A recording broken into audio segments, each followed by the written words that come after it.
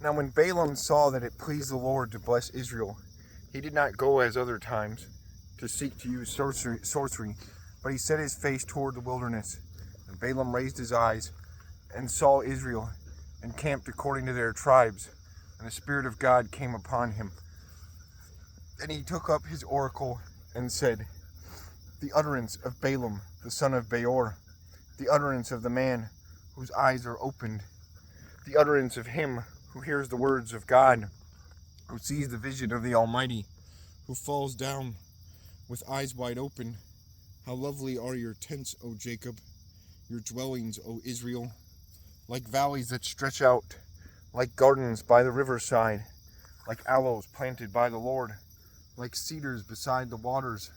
He shall pour water from his buckets, and his seed shall be in many waters. His king shall be higher than Agag, and his kingdom shall be exalted. God brings him out of Egypt. He has strength like a wild ox. He shall consume the nations, his enemies.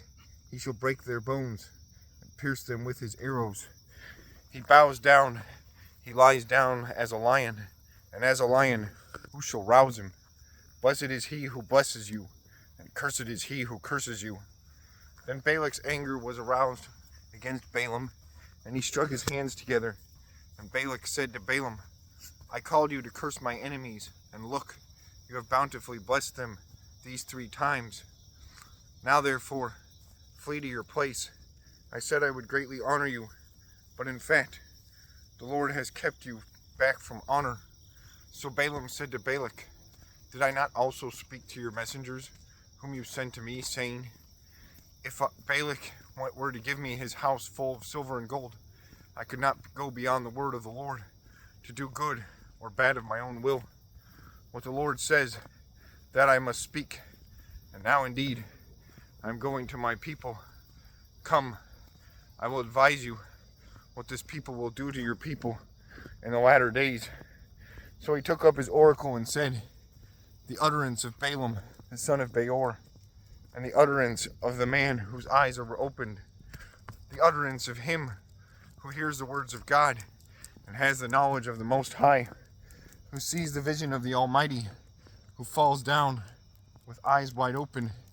I see him, but not now. I behold him, but not near. A star shall come out of Jacob. A scepter shall rise out of Israel, and batter the brow of Moab, and destroy the sons of tumult. And Edom shall be a possession.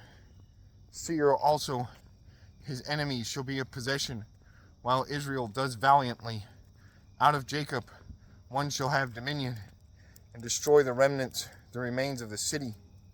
Then he looked on Amalek, and he took up his oracle and said, "Amalek was first among the nations, but shall be last until he perishes."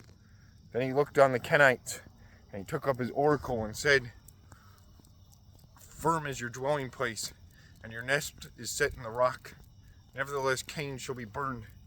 How long until Asher carries you away captive?"